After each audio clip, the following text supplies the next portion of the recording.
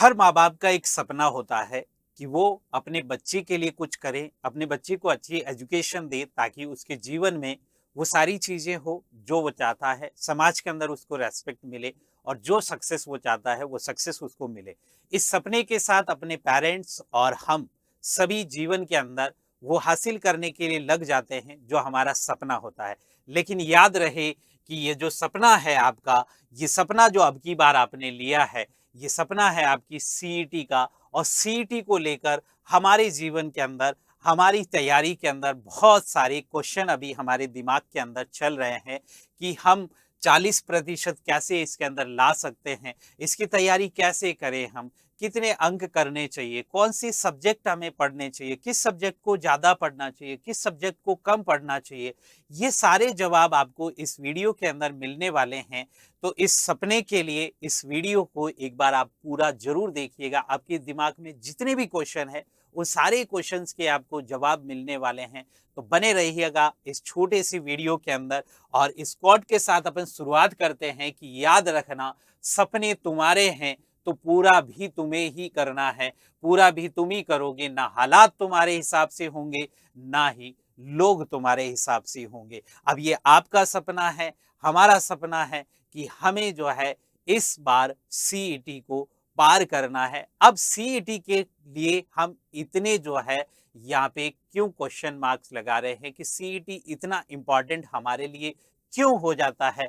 क्योंकि सीईटी हमारे लिए इसलिए भी इम्पोर्टेंट हो जाता है क्योंकि इस बार सीईटी के अंदर कई सारी नई चीजें की गई है, जिसके अंदर 40% का क्राइटेरिया रख दिया गया है, जिसके अंदर कुछ सिलेबस चेंज कर दिया गया है, जिसके अंदर 1/3 नेगेटिव मार्किंग को रख दिया गया है और इसकी जो वैधता है वो 3 साल के लिए हमारे पास रहने वाली है और आने वाली सभी वैकेंसियों को इस सीईटी के अंतर्गत कराए जाने का डिसीजन लिया गया है। तो इसलिए सीईटी हमारे लिए एक बहुत इम्पॉर्टेंट एग्जाम हो जाता है क्योंकि सीईटी अगर अपन क्लियर नहीं कर पाए तो हम आने वाली किसी भी वैकेंसी का एग्जाम नहीं दे पाएंगे। जैसे हम कांस्टेबल का सपना देख रहे हैं तो कांस्टेबल सीईटी के अंदर आ रहा है, आपके वीडियो, पटवारी, एलडीसी, ये सभी किसके अंदर आ रहे हैं? सीईटी के अंदर आ रहे हैं। इसलिए सीईटी हमारा पूरा एग्जाम जो है बहुत इंपॉर्टेंट हो जाता है। तो यहाँ पे इस एग्जाम के लिए आज जो है मैं आपके सामने वो सारे सवाल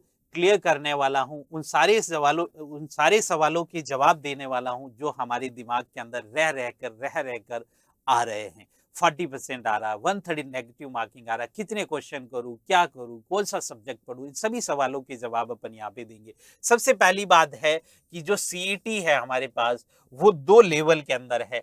एक हमारा सीईटी 10+2 है, एक हमारा सीईटी 10+2 है और एक हमारा सीईटी ग्रेजुएशन है, एक हमारा सीईटी ग्रेजुएशन है। अब यहाँ पे आप देखोगे तो सीईटी 10+2 के अंदर क्वेश्चंस की संख्या को कुछ चेंज किया गया है। क्या चेंज किया गया है कि पहले जहाँ पे दोनों के अंदर 150 क्वेश्चन थे, अभी सीईटी के अंदर 120 क्वेश्चन कर दिए गए हैं। 240 मार्क्स इसके अंदर रहने वाले, ये 10+2 के अंदर है। लेकिन अगर आप ग्रेजुएशन की बात करोगे तो इसके अंदर अभी भी आपको कितने मिलेंगे? 150 क्वेश्चन, 300 अंकों का ये पेपर मिलने वाला है।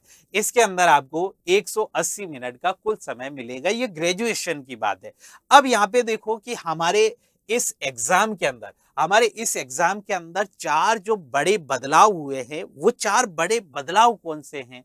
तो इन 4 बड़े बदलावों को 2026 के अंदर अगर आप देखोगे कि ये 4 बिग 4 चेंजेस कौन कौन से हैं, तो सबसे पहली चीज हमारे सामने आती है कि इसके अंदर 40% का क्राइटेरिया निश्चित कर दिया गया है कि आपको कम से कम अगर 300 नंबर का पेपर है तो 120 अंक आपको लाने ही पड़ेंगे। और सीईटी 10+2 की बात करोगे आप तो इसका 40% जब आप निकालोगे तो कितना हो जाएगा? 120 में से आपको कितने क्वेश्चन सही करने पड़ेंगे? 48 क्वेश्चन सही करने पड़ेंगे। यानी 48 को जो है आप क्वेश्चन के जो है नंबर के हिसाब से निकालना चाह रहे हो तो आप इस तरह से निकाल सकते हो। जो है 0 0 आप काट दो, यहाँ पे 2 0 से 24 को आप 4 से गुना कर दोगे, 4 × 16, 4 2 8 1, 96 मार्क्स आपको कम से कम यहाँ पे 10+2 के अंदर आपको लाने पड़ेंगे।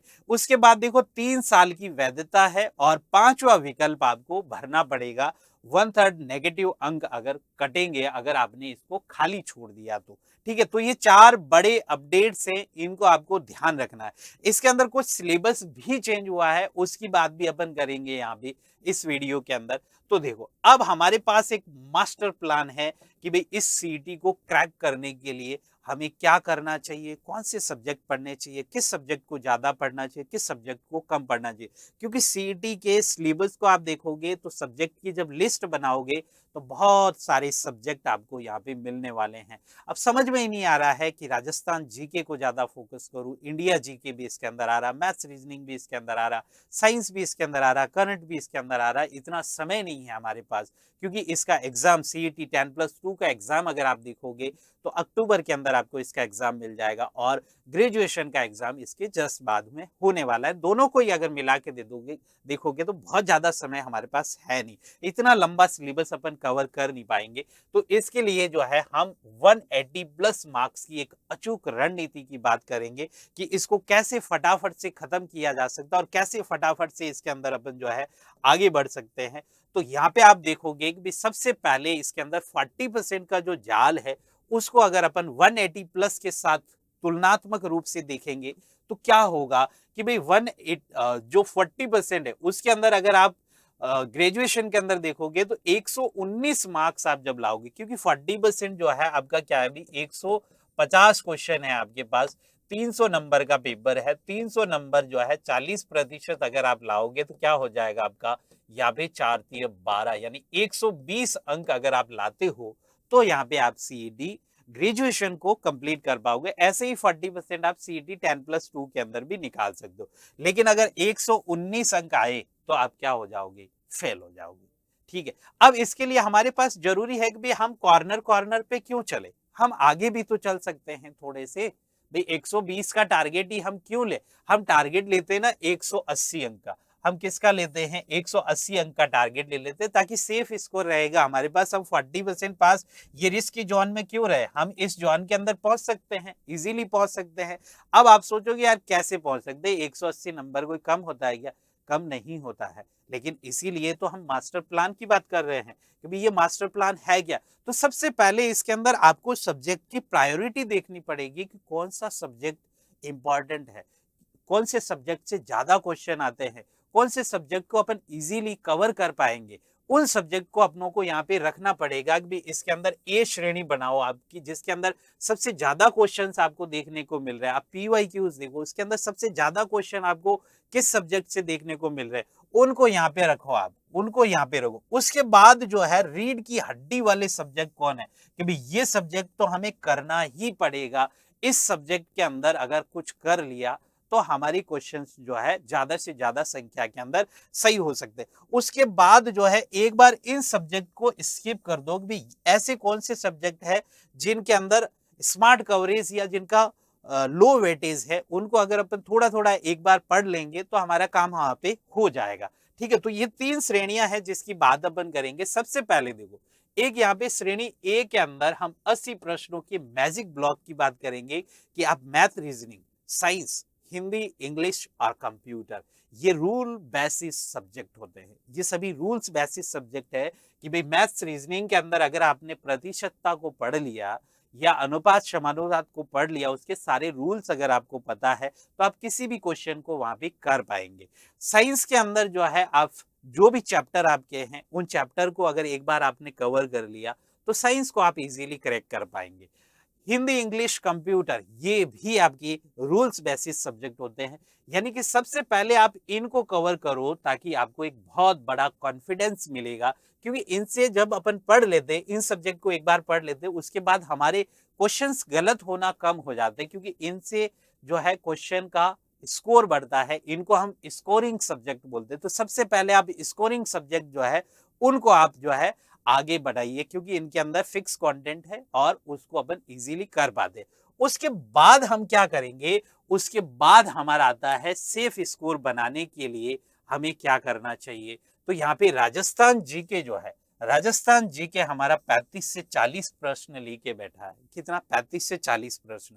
अब राजस्थान जीके अपने आप में बहुत बड़ा है, तो इस बहुत बड़े को आप क्या करोगे कि भाई ज्योग्राफी को थोड़ा टाइम दीजिए, इतिहास को थोड़ा टाइम दीजिए, कला संस्कृति को थोड़ा टाइम दीजिए, करंट अफेयर्स को थोड़ा टाइम दीजिए और पिछले 6-7 महीने की जो योजनाएं हैं उन योजनाओं को आप आराम से पढ़ लीजिए यहाँ पे।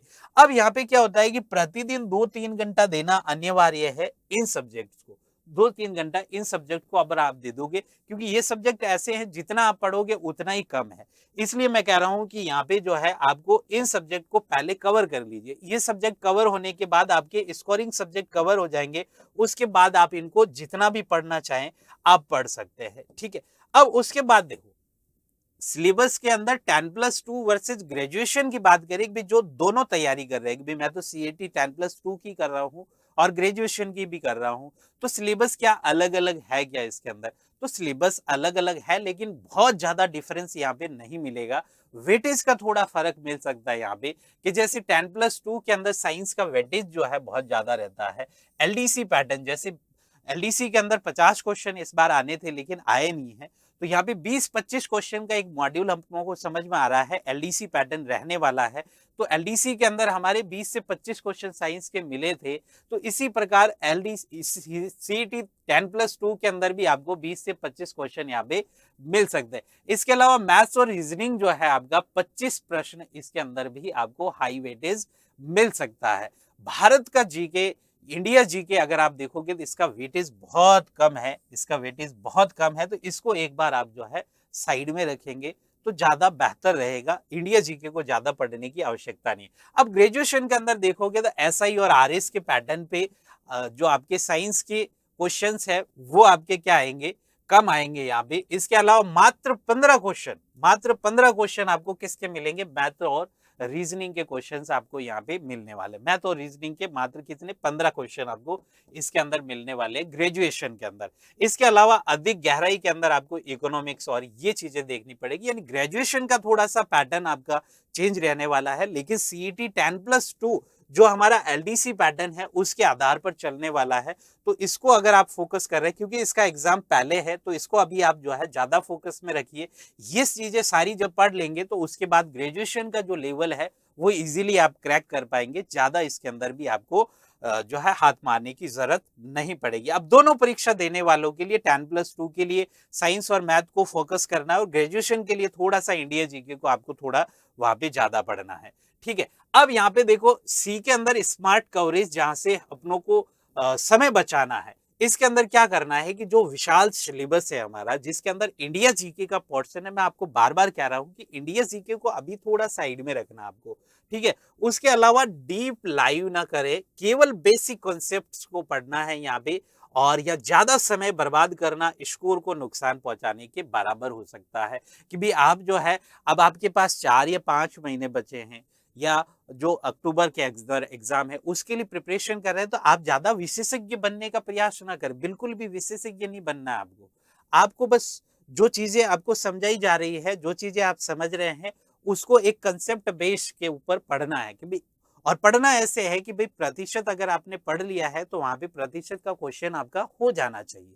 ठीक है। इस तरह से आपको कंसेप्ट को क्लियर करते हुए आगे चलना है। ठीक है। इसके बाद जो फाइनली हमारे सामने चीज आ जाती है कि भाई हमें नेगेटिव मार्किंग से डिफेंस कैसे करना है, ये भी अपने आप में बहुत बड़ा फैक्टर काम करता है।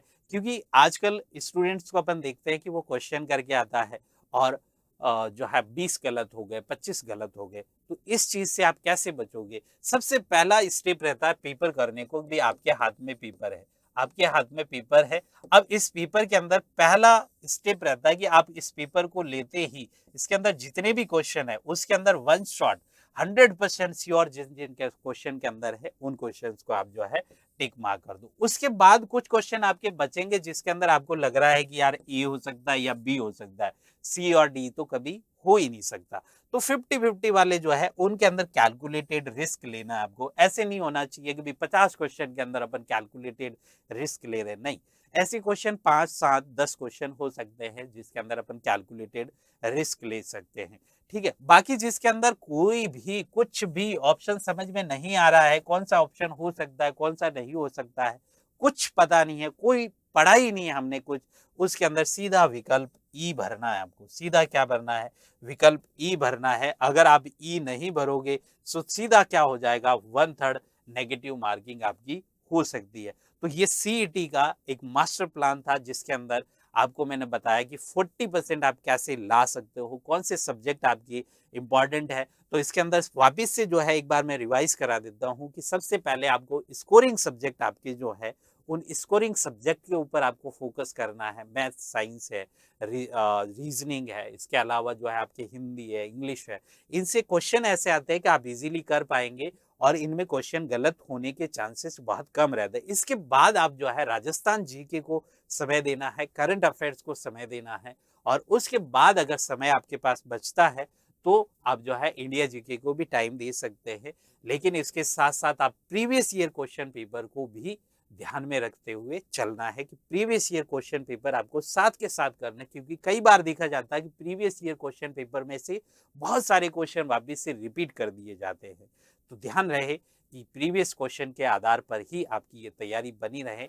बाकी ये सीईटी का प्लान आपको कैसा लगा, कमेंट बॉक्स के अंदर जरूर बताइएगा, और ऐसी ही स्ट्रैटेजिक वीडियो के लिए बने रहें सिलेक्शन हब के यूट्यूब चैनल पर। मिलते हैं अपन किसी और एग्जाम की स्ट्रैटेजी के लिए। धन्यवाद।